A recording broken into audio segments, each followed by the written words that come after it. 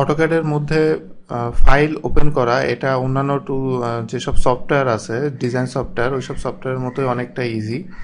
এখানে দেখুন অলরেডি একটা ফাইল আমার ওপেন আছে, তো আমি যদি আরও একটা ফাইল ওপেন করতে চাই উপরে এখানে যে দেখুন কুইক অ্যাক্সেস বার যেটা, সেখান থেকে আমি ওপেনে ক্লিক করলে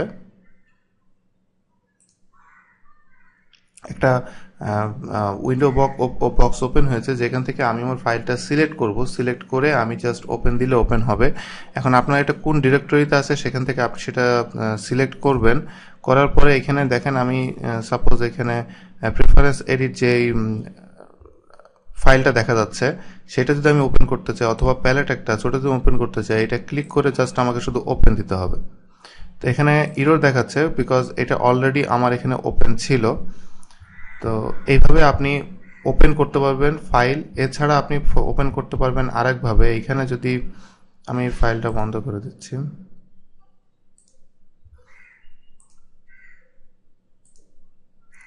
এখানে দেখেন উপরে বাম দিকে বিগ লেটার এ যেটা, সেইখানে ক্লিক করলে, যেটাকে অ্যাপ্লিকেশন মেনু বার বলা হয়, এটার মধ্যে আপনি যদি ওপেনে যান গিয়ে যে ড্রয়িং,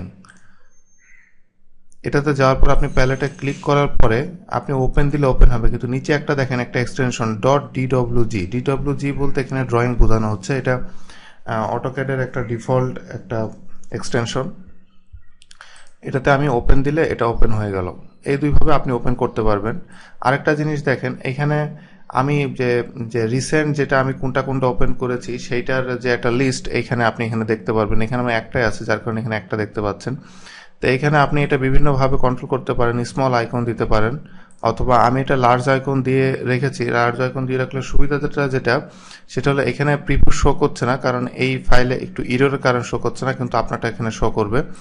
এখানে আপনি এই যে ফাইলটা, এই ফাইলে যে জিনিসটা ড্র করা আছে এইটাই আপনার এই যে এক্স দেখছেন ক্রস, এখানে শো করবে। যার কারণে আপনি যদি এটা লার্জ ইমেজ দিয়ে রাখেন তা আপনার জন্য খুব ইজি হবে যে আপনি খুব সহজে খুঁজে বের করতে যে কোনটাতে আপনি কোন ড্রয়িংটা আপনি আসলে খুঁজছেন।